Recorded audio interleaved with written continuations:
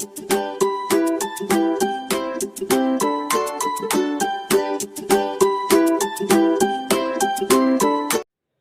दोस्तों, आप सभी का आपके अपने लास्ट स्टेप पर स्वागत है। तो आज हम लोग साइंस का प्रैक्टिस सेट 4 देखेंगे। आप इन प्रश्नों को अच्छे से देखें और इसका उत्तर कमेंट बॉक्स में ज़रूर लिखिएगा। चलिए शुरू करते हैं। तो आज का हमारा पहला सवाल है, वर्षा की बूंद की गोलाकार आकृति का कारण इनमें से क्या है? वर्षा की बूंद की गोलाकार आकृति का कारण इनमें से क्या है? तो इसका आंसर हो जाएगा बी, यानी कि पृष्ठ तनाव। किसी दिए गए आयतन के गोलाकार आकृति के पृष्ठ का क्षेत्रफल अन्य आकृतियों के पृष्ठ के क्षेत्रफल से कम होता है। पृष्ठ तनाव के गुण के कारण किसी द्रव का स्वतंत्र पृष्ठ न्यूनतम क्षेत्रफल घेरने का प्रयास करता है, अतः वर्षा की बूंदें जो होती हैं वह गोलाकार होती हैं। नेक्स्ट है, द्रव बूंद की संकुचित होकर न्यूनतम क्षेत्र घेरने की प्रवृत्ति का कारण होता है। द्रव बूंद की संकुचित होकर न्यूनतम क्षेत्र घेरने की प्रवृत्ति का कारण क्या होता है? तो यह होता है पृष्ठ तनाव। नेक्स्ट क्वेश्चन है, नैनो द्रव्यों का सर्वाधिक महत्वपूर्ण होता है। नैनो द्रव्यों का सर्वाधिक महत्वपूर्ण गुण होता है। नैनो द्रव्यों का सर्वाधिक महत्वपूर्ण गुण क्या होता है? तो वह होता है घर्षण। आंसर बी हो जाएगा। नेक्स्ट है, तेल जल के तल पर फैल जाता है क्योंकि तेल जल के तल पर फैल जाता है, इसका कारण क्या है? तो इसका आंसर हो जाएगा डी, यानी तेल का तल तनाव पानी से कम है।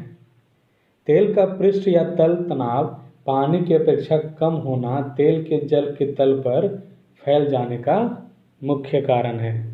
नेक्स्ट है, मिट्टी का तेल पानी के ऊपर इसलिए तैरता है क्योंकि मिट्टी का तेल पानी के ऊपर इसलिए तैरता है क्योंकि तो इसका आंसर है उसका घनत्व पानी के घनत्व से कम होता है, इसलिए मिट्टी का तेल पानी के ऊपर तैरता है। नेक्स्ट है, साबुन के बुलबुले के अंदर का दाब। साबुन के बुलबुले के अंदर का दाब कैसा होता है? तो इसका आंसर है वायुमंडलीय दाब से अधिक होता है। साबुन के घोल के बुलबुले बड़े इसलिए होते हैं क्योंकि जल में साबुन घोलने पर उसका पृष्ठ तनाव कम हो जाता है। बुलबुले के अंदर का दाब सदैव बाहर के वायुमंडलीय दाब से अधिक होता है। नेक्स्ट है, यदि साबुन के दो भिन्न भिन्न व्यास के बुलबुलों एक नली द्वारा एक दूसरे के संपर्क में लाया जाए तो क्या घटित होगा? यदि साबुन के दो भिन्न भिन्न व्यास के बुलबुलों को एक नली द्वारा एक दूसरे के संपर्क में लाया जाए तो इनमें से क्या घटित होगा? तो यह हो जाएगा छोटा बुलबुला और छोटा व बड़ा बुलबुला और बड़ा हो जाएगा। किसी बुलबुले का आकार उसमें भरी गैस के दबाव तथा पानी की फिल्म की त्रिज्या तथा मोटाई पर निर्भर करता है। छोटे बुलबुलों में गैस का दबाव बड़े बुलबुलों की अपेक्षा अधिक होता है, अतः नली में एक दूसरे के संपर्क में लाए जाने पर छोटा बुलबुला और छोटा और जबकि बड़ा बुलबुला और बड़ा हो जाता है। नेक्स्ट है, जब किसी साबुन के बुलबुले को अवशोषित किया जाता है तो निम्न में से क्या घटित होता है? जब किसी साबुन के बुलबुले को अवशोषित किया जाता है तो निम्न में से क्या घटित होता है? तो इसका आंसर है त्रिज्या बढ़ जाती है। बुलबुले को अवशेषित किए जाने से यह फैलेगा और त्रिज्या जो होगी वह बढ़ जाएगी। नेक्स्ट है, निम्नलिखित में से किस एक के लिए केशिकत्व एकमात्र कारण नहीं है? निम्नलिखित में से किस एक के लिए केशिकत्व एकमात्र कारण नहीं है? तो इसका आंसर हो जाएगा डी, यानी कि पौधे की जड़ों से जल का इसके पर्ण समूह की ओर बढ़ना। दैनिक जीवन में केशिकत्व के अनेक उदाहरण मिलते हैं। सोखते द्वारा स्याही का सोखना, भूमिगत जल का ऊपर चढ़ना, सूती कपड़े पर जल की बूंद का फैलना, लालटेन एवं लैंप की बत्ती में तेल का चढ़ना। पौधे की जड़ों से जल के इसके पर्ण समूह की ओर बढ़ने के लिए केशिकत्व के अतिरिक्त प्रसंवेदन संसंजन आदि क्रियाएं भी उत्तरदायी है। नेक्स्ट है, बत्ती वाले स्टोव में केरोसिन की बत्ती में ऊपर चढ़ने का कारण क्या है? बत्ती वाले स्टोव में केरोसिन जो है वो बत्ती के ऊपर चढ़ने का उसका कारण क्या है? तो वह है पृष्ठ तनाव। बत्ती वाले स्टोव में केरोसिन की बत्ती में ऊपर चढ़ने का कारण तेल का पृष्ठ तनाव है। पृष्ठ तनाव के कारण केशिकार्षण होता है, जिसके फलस्वरूप द्रव पतली से पतली नली में प्रवेश कर ऊपर चढ़ सकते हैं। नेक्स्ट है, एक केश नली में जल की अपेक्षा एक तरल अधिक ऊंचाई तक चढ़ता है, तो इसका कारण क्या है? एक केश नली में जल की अपेक्षा एक तरल अधिक ऊंचाई तक चढ़ता है, तो इसका कारण क्या है? तो इसका आंसर हो जाएगा डी, यानी कि तरल का पृष्ठ तनाव जल की अपेक्षा ज़्यादा है। केश नली में तरल अपने पृष्ठ तनाव के अनुपात में चढ़ता है। जिस तरल का पृष्ठ तनाव जितना ज़्यादा होगा वह उतनी ज़्यादा ऊंचाई तक चढ़ेगा। नेक्स्ट है, जब किसी झील की तली से उठकर वायु बुलबुला ऊपरी सतह तक जाएगा तो उसका आकार कैसा रहेगा? जब किसी झील की तली से उठकर वायु बुलबुला ऊपरी सतह तक जाएगा तो उसका आकार कैसा रहेगा? तो उसका आकार जो होगा वह बढ़ जाएगा। जब वायु का बुलबुला झील की तली से उठकर ऊपर की ओर आने लगता है तो तली की अपेक्षा ऊपर की ओर दाब घटने लगता है, जिसके कारण वायु के बुलबुले का आयतन बढ़ जाता है। नेक्स्ट है, ताप बढ़ने के साथ द्रव की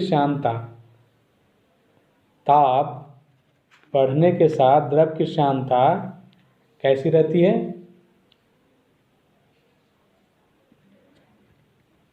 तो इसका आंसर हो जाएगा बी, यानी कि घटती है।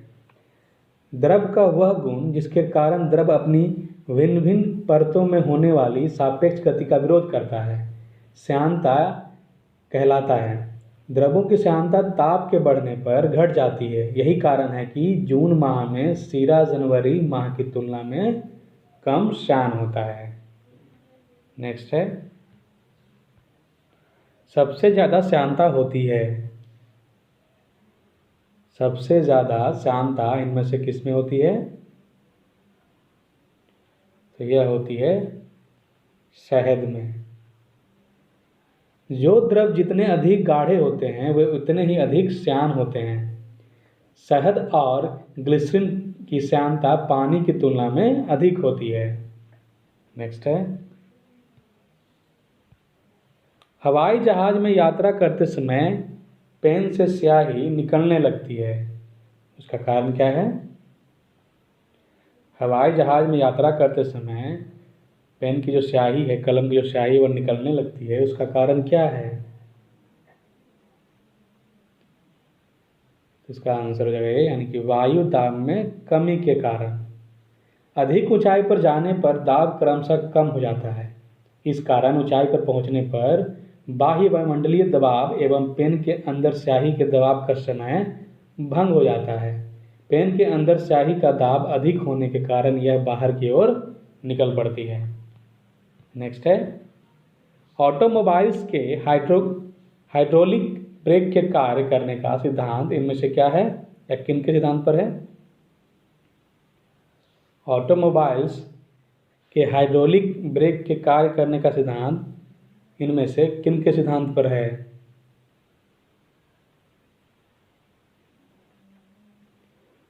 तो इसका आंसर हो जाएगा डी, यानी कि पास्कल का नियम। हाइड्रोलिक ब्रेक, हाइड्रोलिक प्रेस तथा हाइड्रोलिक लिफ्ट पास्कल के नियम पर आधारित है। पास्कल के नियम के अनुसार यदि गुरुत्वीय प्रभाव को नगण्य माना जाए तो संतुलन की अवस्था में किसी द्रव के भीतर प्रत्येक स्थान पर समान दाब रहता है। नेक्स्ट है, बैरोमीटर पठन में अचानक गिरावट हो जाने से निम्नलिखित में से कौन सी एक मौसम दशा इंगित होती है?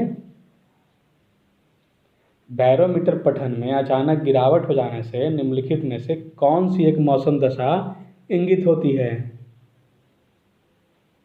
तो इसका आंसर हो जाएगा ए, यानी कि तूफानी मौसम। वायु दाब मापी या बैरोमीटर की रीडिंग में अचानक गिरावट आ जाना यह बताता है कि मौसम तूफानी होगा। नेक्स्ट है, निम्न में से कौन सा पेट्रोलियम प्रसंस्करण का उपोत्पाद है? निम्न में से कौन सा पेट्रोलियम प्रसंस्करण का उपोत्पाद है? तो इसका आंसर हो जाएगा डी, यानी कि एस्फाल्ट। अपृष्कृत पेट्रोलियम के निरंतर प्रभाजी आसवन द्वारा औद्योगिक उपयोग के विभिन्न उत्पाद प्राप्त किए जाते हैं। यह प्रक्रिया प्रसंस्करण कहलाती है। एस्फाल्ट पेट्रोलियम का परिशोधन करने के दौरान उत्पन्न होता है। नेक्स्ट है, बर्फ जमी झील के अंदर मछलियां जीवित रहती है क्योंकि किस कारण से बर्फ जमी झील के अंदर मछलियां जीवित रहती हैं? बर्फ जमी झील के अंदर मछलियां किस कारण से जीवित रहती हैं? तो इसका आंसर हो जाएगा सी, झील की तली पर जल नहीं जम पाता है, इसी कारण बस बर्फ जमी झील के अंदर भी मछलियां जीवित रहती है। नेक्स्ट है, वस्तु की मात्रा बदलने पर अपरिवर्तित रहेगा। वस्तु की मात्रा बदलने पर अपरिवर्तित रहेगा, इनमें से क्या है जो वस्तु की मात्रा बदलने पर भी अपरिवर्तित रहेगा? तो वह हो जाएगा घनत्व। आंसर डी हो जाएगा। नेक्स्ट है, पानी का अपेक्षिक घनत्व सर्वाधिक निम्नलिखित ताप पर होता है। पानी का अपेक्षिक घनत्व सर्वाधिक किस ताप पर होता है? तो वह हो जाएगा 4 डिग्री सेल्सियस, यानी कि आंसर डी हो जाएगा। नेक्स्ट है, जल का अधिकतम घनत्व होता है। जल का अधिकतम घनत्व किस पर होता है? तो इसका आंसर हो जाएगा बी, यानी कि 277 केल्विन पर। नेक्स्ट है, लोहे की कील पारे यानी कि मर्क्यूरी पर क्यों तैरती है जबकि पानी में डूब जाती है? लोहे की कील पारे यानी कि मर्क्यूरी पर क्यों तैरती है जबकि वह पानी में डूब जाती है?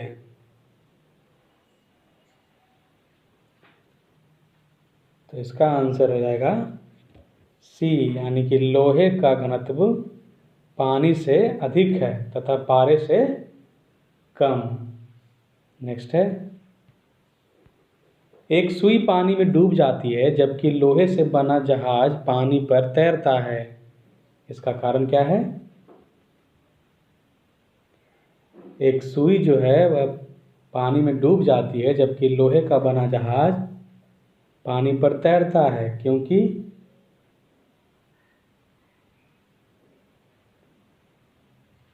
इसका आंसर हो जाएगा डी, यानी कि सुई का अपेक्षिक घनत्व उसके द्वारा हटाए हुए पानी के अपेक्षिक घनत्व से अधिक होता है, इसी कारण से लोहे से बना जहाज पानी पर तैरता है।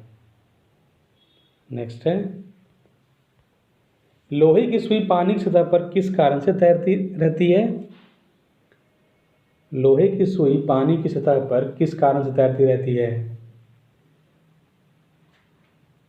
तो इसका आंसर हो जाएगा बी, यानी कि पृष्ठ तनाव के कारण। पानी की ऊपरी सतह के अणुओं के सहसंयोजन बल के कारण उत्पन्न पृष्ठ तनाव जब सुई के गुरुत्व बल को संतुलित कर देता है, तब लोहे की सुई पानी की सतह पर तैरती है। नेक्स्ट है, जब कुएं से पानी की बाल्टी को ऊपर खींचते हैं तो हमें महसूस होता है। जब कुएं से पानी की बाल्टी को हम ऊपर खींचते हैं तो हमें क्या महसूस होता है? तो इसका आंसर है, यानी कि बाल्टी पानी की सतह से ऊपर भारी हो गई है। आर्किमिडीज के प्लवन के सिद्धांत के अनुसार किसी भी वस्तु का भार पानी में कम तथा पानी की सतह के ऊपर अधिक प्रतीत होता है। वस्तु के भार में प्रतितित कमी पानी द्वारा वस्तु पर ऊपर की दिशा में लगाए गए बल के कारण होती है तथा यह कमी वस्तु द्वारा विस्थापित जल के भार के बराबर होती है। नेक्स्ट है, मथने के पश्चात क्रीम का दूध से पृथक हो जाने का कारण क्या है? मथने के पश्चात क्रीम का दूध से पृथक हो जाने का कारण क्या है? तो इसका आंसर हो जाएगा सी, यानी कि अपकेंद्रीय बल। मथने के पश्चात क्रीम का दूध से पृथक हो जाने का कारण अपकेंद्रीय बल है। नेक्स्ट है, बादलों के वायुमंडल में तैरने का कारण उनका क्या कम हो जाना है? बादलों के वायुमंडल में तैरने का कारण उनका क्या कम हो जाना है? तो इसका आंसर हो जाएगा डी, यानी कि घनत्व। गर्मी के दिनों में वायुमंडल में उपस्थित जल वाष्प गर्मी पाकर गर्म होती है, जिससे जलवाष्प का घनत्व घटता है। घनत्व घटने के कारण जलवाष्प हल्की होकर ऊपर उठती है। वायुमंडल के ऊपरी भाग में दाब एवं ताप कम होने के कारण ये जलवाष्प फैलती है और पानी की छोटी छोटी बूंदों में परिवर्तित होकर तैरती रहती है। इसी को बादल यानी कि क्लाउड कहते हैं। नेक्स्ट है, निम्नलिखित में से कौन सा तत्व सबसे पहले कृत्रिम रूप से उत्पादित किया गया था? निम्नलिखित में से कौन सा तत्व सबसे पहले कृत्रिम रूप से उत्पादित किया गया था? तो यह किया गया था टेक्नीशियम। टेक्नीशियम एक रासायनिक तत्व है जिसका परमाणु क्रमांक 43 है। टेक्नीशियम कृत्रिम रूप से उत्पादित प्रथम तत्व है। वर्ष 1937 में इस तत्व का सर्वप्रथम निर्माण किया गया था। नेक्स्ट है, पानी के एक गिलास में एक बर्फ का टुकड़ा तैर रहा है। जब बर्फ पिघलती है तो पानी के स्तर पर क्या प्रभाव होगा? पानी के एक गिलास में एक बर्फ का टुकड़ा तैर रहा है। जब बर्फ पिघलती है तो पानी के स्तर पर क्या प्रभाव होगा?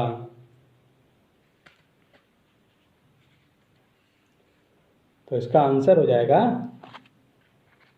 सी, यानी कि उतना ही होगा।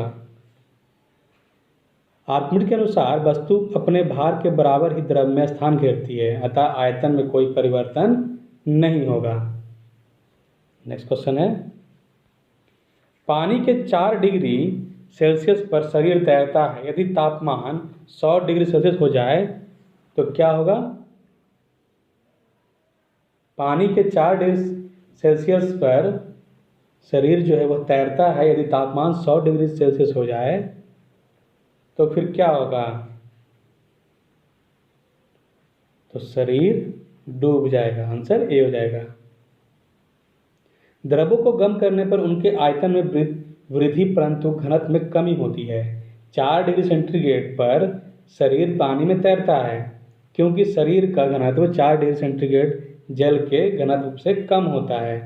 जब तापमान 100 डिग्री सेंटीग्रेड हो जाएगा तो पानी का घनत्व शरीर की अपेक्षा कम हो जाएगा और शरीर डूब जाएगा। नेक्स्ट क्वेश्चन है, समुद्र में नदी की अपेक्षा तैरना आसान होता है क्योंकि समुद्र में नदी की अपेक्षा तैरना आसान होता है, इसका कारण क्या है? इसका आंसर हो जाएगा समुद्री जल नमकीन होता है। सोडियम क्लोराइड तथा अन्य लवणों की अधिकता के कारण समुद्री जल नमकीन होता है। फलतः समुद्री जल का घनत्व अधिक होता है तथा उसमें उत्प्लवकता भी अधिक होती है, इसलिए समुद्र के जल में तैरना आसान होता है। नेक्स्ट है, जब कोई जहाज नदी से सागर में घुसता है तो किस स्थिति में रहता है? जब कोई जहाज नदी से सागर में घुसता है तो किस स्थिति में रहता है? तो इसका आंसर हो जाएगा ये, वह कुछ ऊपर उठता है। नदी के जल के घनत्व की अपेक्षा समुद्र के खारे पानी का घनत्व अधिक होता है, इसलिए समुद्र के जल में जहाज के प्रवेश करने पर अधिक प्लावन बल लगने लगता है, जिससे जहाज भी है कुछ ऊपर उठ जाता है। नेक्स्ट, स्थित विज्ञान निम्नलिखित में से किससे संबंधित है? स्थित विज्ञान निम्नलिखित में से किससे संबंधित है? तो इसका आंसर हो जाएगा बी, यानी कि विश्राम की स्थित से। स्थित विज्ञान यानी कि स्टैटिक्स यांत्रिकी की वह शाखा है जो विश्राम की स्थिति से संबंधित है। नेक्स्ट क्वेश्चन है, किस ताप पर पानी का घनत्व अधिकतम होता है? आज काफी सवाल है ये। किस ताप पर पानी का घनत्व अधिकतम होता है? तो इसका आंसर हो जाएगा ए, यानी कि बी हो जाएगा, 4 डिग्री सेल्सियस या 4 डिग्री सेंटीग्रेड। तो इसी प्रश्न के साथ आज का साइंस का प्रैक्टिस सेट 4 समाप्त होता है। अगर ये क्वेश्चन आपको अच्छे लगे हों, हेल्पफुल लगे हों, चैनल को सब्सक्राइब करें, वीडियो को लाइक करें, वीडियो को शेयर भी करें ताकि और लोग चैनल से जुड़ सकें। तब तक के लिए आप लोग अच्छे से करें, हम कल फिर मिलेंगे नए प्रश्नों के साथ। थैंक यू, धन्यवाद।